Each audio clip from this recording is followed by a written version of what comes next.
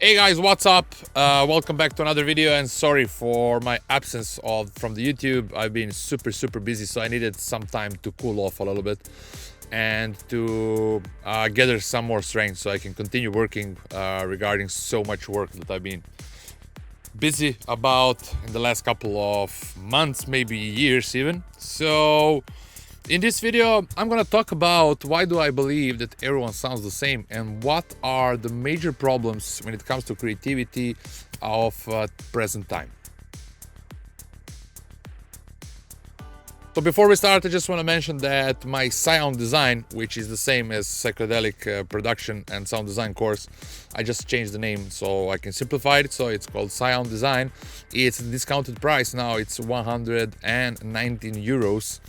And yeah, it's going to be limited period and it's going to get back. So if you want to grab a discount now, it's the right time. So being an active DJ producer and whatsoever, it's one of the great skill sets that you might have is the analytical set or the state of mind. And I can say that I'm very talented for that, and the whole my life, I was able to solve many problems because I had this very good analytical state of mind. And I believe this is very important for your music as well. If we are able to stay objective about it, and if we are able to understand what are the key problems of it, what the things that we do wrong, what is the problem of our workflow, then if we have this analytical state of mind, or if we are good in analytics, then we will be able to change that and modify us to be better.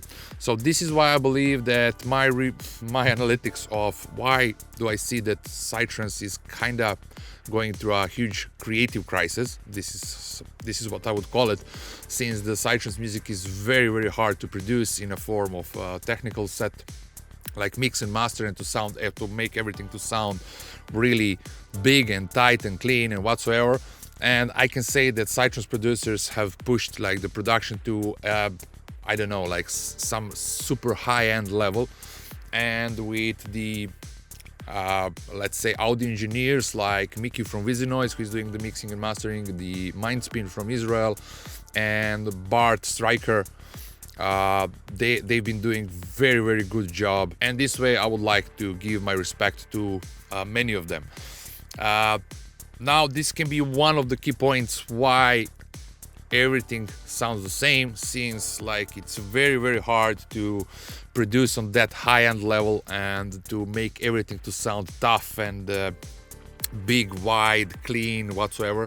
So it's very hard. So I think that most of the scene is now actually getting services from this type of the people who have advanced, extremely well knowledge about how to mix and make all this stuff, specifically sound design as well, where designing the kicks, the basses in these fast BPMs that we produce, it's very tough. And I invested, not to say spent so much time in it. I became good in it as well, but I know how much sacrifice it needs and what conditions are required in order to do this, like the very good listening environment. With that I mean on the DA converters, speakers in the room. I tried all of the headphones, and unfortunately it's not that easy, and I think that headphones are very far away from replacing the real studio and the play sound. And I truly wish that you are able just to experience that in, let's say, my studio, because for my studio I can guarantee you that the amount of details and how easy it is to find a problem and then to solve it, just because it's so obvious what's wrong with the sound. While I also been in the period where I worked a lot with lower equipment as well, so I know that like the lower speakers, even though in exactly the same room with the exactly same converters, but with my Focal Solo B6 and sub 6 woofer, I wasn't even close to do what I'm able to do now with my SM9 speakers. And I don't know, like I just truly wish for you just to experience it. I'm 100% sure it will change your view on everything. And I know there's a lot of stories around. It's not about the equipment, it's more about what your knowledge. And of course it is about the knowledge, but definitely if you have better conditions, you will do way better job, way faster, and without losing that much time of trying to find what's wrong, not even using the analyzers and the oscilloscopes and all of that stuff, because everything that you will be able to see with the oscilloscope, you will be able to hear before that. Let's get back on the topic. So why do I believe? Like, the first reason is that if you find a mixing engineer who is able to give you like that quality that is very hard to achieve in mixing, like, of course that many artists will reach out to them, and if the same people are behind mixing and mastering, that means that most of these artists will sound similar. So this is from the technical perspective. While from the creative perspective, there's also first thing I would say is the trends. So if you see an artist that is getting a certain type of success, and if you are active artists, and if you are living from your music and from your gigs, then it's very, very hard to ignore someone else's success and influence on yourself. And I've been witnessing that with I would say original progressive Psytrance music that became very popular, and then with the Vini Vici and their change or certain modification on that style and adopting certain pop, or I would say EDM styles, which they did very, very well. I'm not talking anything bad about them, I'm just analyzing this moment. And the influence on their success, how much it influenced the whole scene, to not the whole, but let's say 85% of the artists that are moving on that side. And we all saw the videos from Vini Vici and their shows in Brazil where people were jumping through the roof, insane amount of people. And it's very hard to kind of ignore that and to let it pass by you without making a certain influence on your music. And these type of the things are influencing many artists who are depending on the gigs, who want to provide for the family with what they do, because many artists have spent all their time while they were young, like producing music and gaining a very high set of skills as production and making music and production today. And what it was before the electronic music, it's not even close or similar to it as the producer in the past. It used to be a person who is in charge of the whole project. He would find musicians who would play a certain instruments. He would find a recording engineer, mixing engineer, the artist, maybe talking with the managers, and he would kind of produce. He would be like in charge, the same as it is a producer in the movie industry.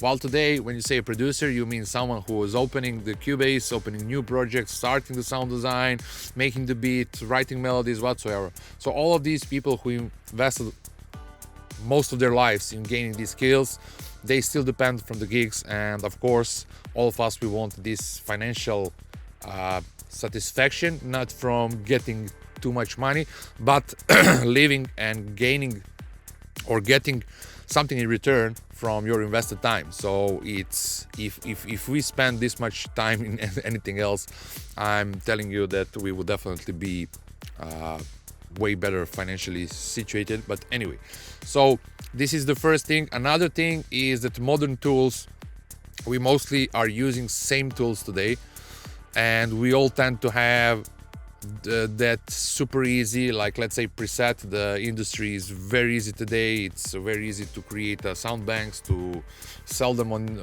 online, even to share with some of your friends. So let's say Serum 2, which I don't think it's designed very well for the specifically for the Psytrance. I think it's more for a dubstep and other types, because it's called wavetable synth, even though it's not. As with Serum 2 we have almost everything. We can start adding harmonics in the wavetable or waveform editor, and that way create and use additive synthesis. We can also use the FM synthesis. We can also now use the samples. We can also granular synthesis. So I would say it's all in one synth, and it's enormously good design, and I don't say it's bad, but relying on Vital and Serum completely, it's gonna create that most of us will sound the same, because it's super easy now to create SNH filters, create a blah blah blah modulation tweaks, and it's the fastest way to create. While I would say even 15 years ago, when I was making music, we would be digging so deep in finding the VST instruments that have, I don't know, like the rich bank, or the bank of the presets that are useful for us. So the first thing I invested that are kind of bigger is Omnisphere. I still use it every day because I think it's very unique sounding, and it does require certain processing, since its dynamic range is very, very huge. So it's not over processed, it's not distorted, it's not made for electronic music. And this is why I believe it's very good for using in Psytrance, because it's going to give that variety. And also I really love, I know talking my personal situation is that I love a lot of atmospheres, and it's very, very good for that. But beside that, like relying on Serum, Spire, Silent, I don't know, like there's a 5 VST instruments which I believe everyone is using. So if we are using the same synths, we can do certain things differently, but overall the sound of distortion, if you are using delay and reverb of them, they're gonna all sound the same. If we are using the same waveforms, they all gonna sound the same, because they are coming from the same source. So this is the second thing, and I just came up to this conclusion since I kind of got stuck, like, and I've been producing music for a very long time, and I realized these certain patterns that after some time, if we make, let's say, some major decision, same as we did the previous time, we're gonna end up in having almost similar decisions from that point further on. So in this case, I would say that the choice of the BPM at the beginning, it's one of the key points, and we all kind of stuck.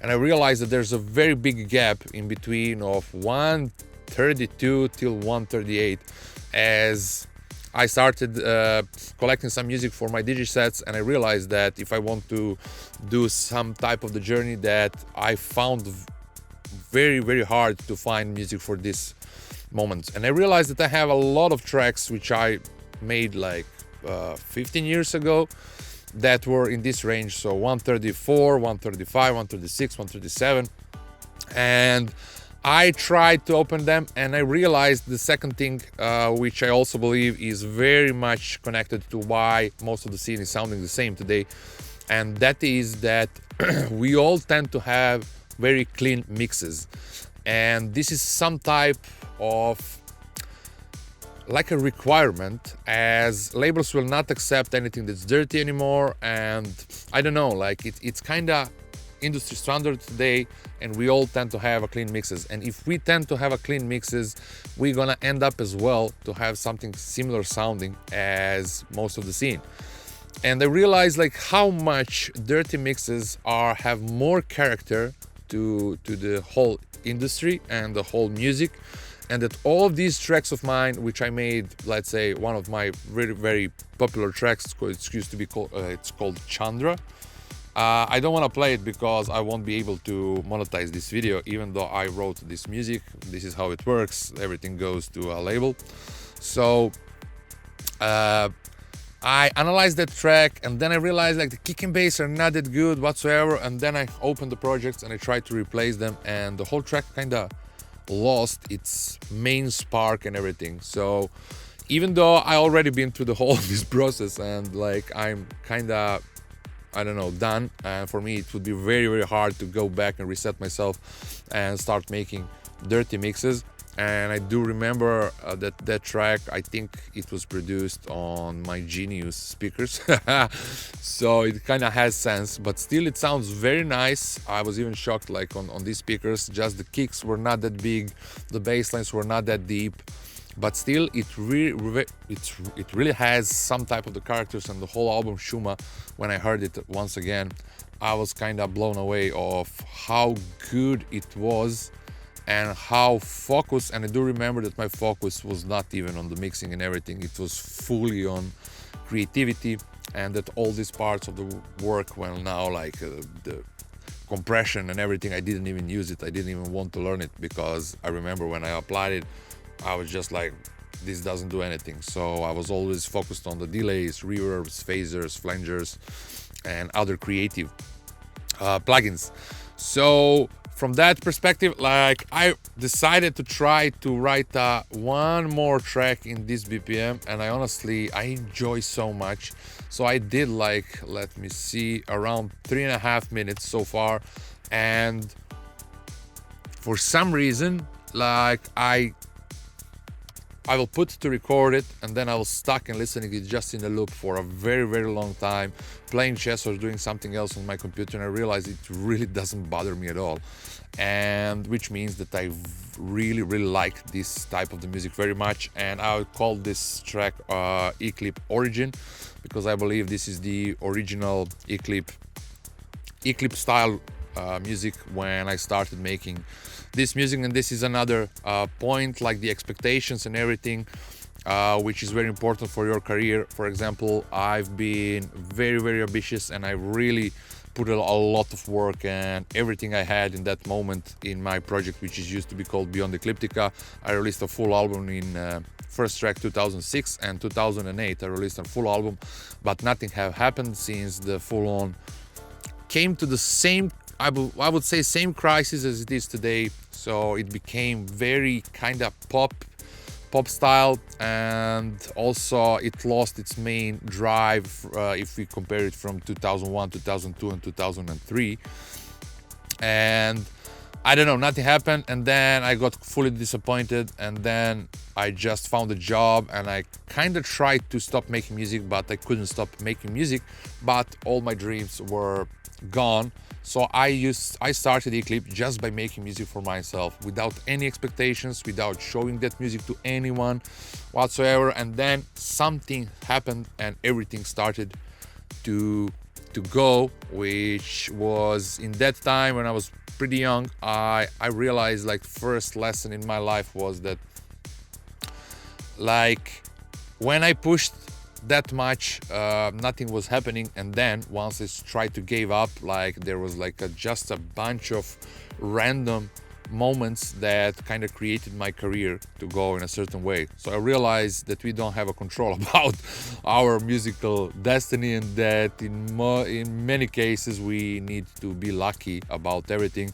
So this is why I'm doing everything that I do right now. I really want to release music for my label, mine and Bob and Igorithmia, Sounds of Akasha, and I really want to open my heart once again and start making music that I really feel it, and have something around the music to provide certain financial for my life and support my family, and in the moment when I want to be creative, just to sit and make music. So let's hear it out.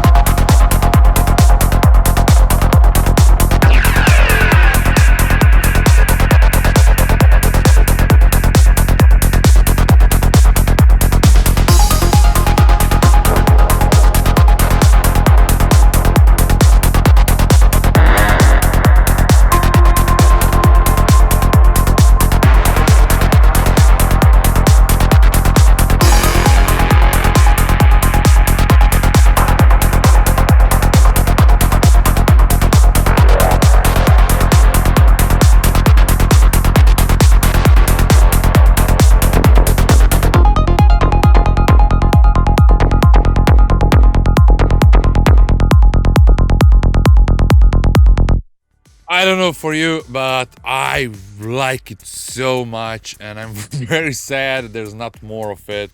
It's so simple. There's not much of the cutting on the brakes. It just go. It's 134. It's very easy. It's very, very nice for listening, specifically in the studio.